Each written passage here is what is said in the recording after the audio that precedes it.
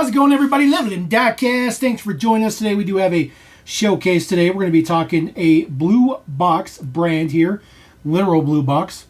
Blue Box toys. These date from the late 80s. Blue Box made diecast through mid to late 80s.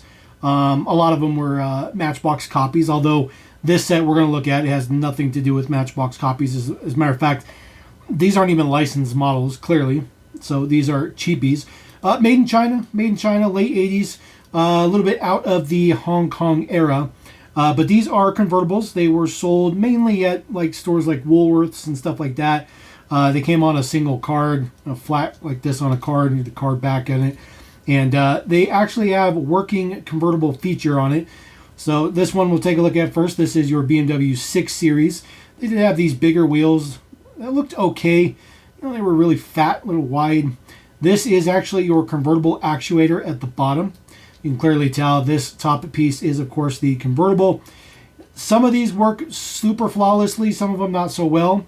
So typically what I do is just pull it up a little bit just to get the motion going. And then it just kind of folds in. It's a relatively quick motion, but they fold away. So they fold underneath the interior. You can see how that works. They just pop up, kind of flop around a little bit, and then as soon as you push it forward, it will kind of click closed or snap closed or lock, I guess you can say. But the interior is still existent. There's still a full interior in there, although there's no depth to the back seats, clearly, because the window sits under there. Now, some of these look really, really good. The tops fold in very, very nicely. This happens to be one that the top folds in very, very nicely. But some of them are not so great. Some of them are very interesting choices as well. But these are really cool. I mean, these were considered the cheapy things back in the 80s. They had an actual moving, working feature of a convertible top. Now, I know the convertible top's a little rudimentary. The castings are not that great, but they work pretty good. They work pretty good. And these actually had to be assembled and actually engineered so that they actually worked, which is impressive in its own right. At least I think so. Now there is a set of 6. I think there may have been multiple colors for them, but there was a set of 6 castings. I do have all 6 castings, the original release of them. Next one up is going to be your Mercedes-Benz SL. So even though it has Mercedes logo on it, these were not actually licensed, as I mentioned. It looks like an SL, not particularly great. You can see there's a lot of rough spots all over the casting. Not great molds that were done for these. Of course, they were cheap. Same details on the bottom. Still has the same actuator thing, same wheels and stuff like that. Now, this one is a little bit interesting because, the actual SL was a full convertible top.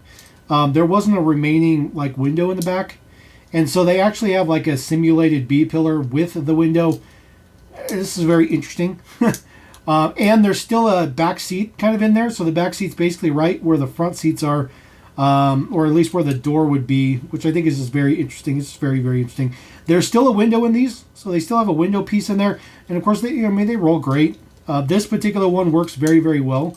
Don't need to mess with it at all. It pops up and down on its own.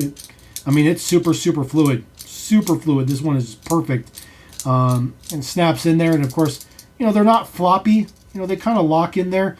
I've kind of played with these quite a bit. I'm assuming if, you were a kid in the 80s playing with these, they probably wouldn't last very long. They'd probably break after a short period of time. But I've probably moved that top up and down about a couple of 100 times already, and it seems to be working just fine. That one's, the top sticks up just a little bit, but because there's a simulated back window in there, it doesn't look all that bad. It actually looks pretty good. All right, now the next one up is not a very good one. This, of course, is your Chevrolet Corvette. This just says Blue Box on it, nothing particularly fancy. You can tell that just the printing is just very, very low quality, very rudimentary. Clearly, you can tell it's a Corvette. Again, not a licensed model or nothing like that. Now, this one's very interesting because this actually does have the section of the roof, which would come off of a real 80s Corvette, although wouldn't be a powered top. It would be a removable top. But this one works not so great. It's really, really tight in there. So when you pull this up, you're going to have to push it down there. It gets caught in the part of the casting there. So it snaps to about that point, and then it doesn't want to go anywhere. You kind of mess with it a little bit. There we go. Sometimes it works. Otherwise, just pop down just a little bit right there, and it folds in there. Now, when you look right in the top, you see it is the back seats, or simulated back seats. I mean, there is no back seats in the vet, but it's simulated. And then there's the front seats in the front, and it goes right to the center of the door. They wanted to put an interior in there because obviously it's convertible. You got to put an interior in there. But, the quality and production's so low on these things that they really don't care if it lines up. They really don't care if it matches. I mean, realistically, I would have seen if there was a way to just kind of get it to fold into the back here. Just fold into the back. Just fold in there and be done with it. It looks fine, I guess. It's just a really terrible casting on this particular one. There we go. But of course, Corvette was a popular thing in the 80s, so of course they had to make a Corvette. Another popular thing in the 80s, you can't have that without a Ferrari. This is the Testarossa. Now the Testarossa obviously was not a convertible as well. It was a removable roof section. This one, actually, you know what? Maybe they made a convertible version of it. Maybe they did. I feel like maybe they did. I'll have to go back and check that out. Just blue box on there. You'll see this one unfortunately has that old school metal degradation going on. So eventually this model will crack and it will crumble and it will fall apart at some point in time, which is unfortunate. It does start from the front, which means it'll probably get to the rivet first. And then the model will just kind of fall apart from there, which is unfortunate. But, it's impurities in the middle. Even the bigger brands like Hot Wheels and Matchbox, it's happened to them too. It's very rare. It doesn't happen very often, but it is there sometimes. So if you do see that, that is a metal degradation issue. So that is definitely unfortunate because these are unplayed with. These are as mint as you could get right out of the package. But the Testarossa works pretty decent. To come down, it doesn't always want to go up. You see it gets stuck going up. Just give it a little push, but it always goes down just fine. Just doesn't want to come up. But this, again, sticks up a little bit in the back. I don't think it looks all that bad. I think it looks okay. At least this one doesn't have simulated back seats because, of course, back seats don't exist in a Testarossa. But not too shabby. Not too shabby. I mean, this one probably looks a little bit on the better side of the appropriation size, the sizing, I guess, of it. And of course, it does have those, just straight line striations in the back. Looks good. It's an okay casting. I think this one's actually okay. It's definitely the best casting we've seen so far. And it even has the little wide section in the back. So I think they did a pretty decent job on this one. I mean, for what it is, I think the Ferrari's the best thus far. All right, another car that was very popular in the 80s, of course, is the IROC Camaro. The square body Camaro, dare I call it that. This one has a pretty rudimentary kind of deco on it. This car was offered as a true convertible, so you could get this as a true convertible. This one also has the exact same actuator. This one doesn't want to start going, but if you give it a little bit of a pop, get the top kind of going. There we go. Ooh, this one doesn't want to work. There we go. Come in. So this one is getting hung up on the casting itself. There we go. There we go. So that one is a little bit tough. You can see how it just kind of folds into the underside of the interior. This is as far as it goes, so you do get a little bit of that lip sticking up, which I don't think looks all that bad. This one has a simulated back seat, which of course, again, the Camaro didn't have back seats, but it did have like a storage space in the back. This one is okay. It's okay. This one is unfortunately a little bit chipped up. Again, this is the quality you got from the 80s. It's just this was the quality that there was.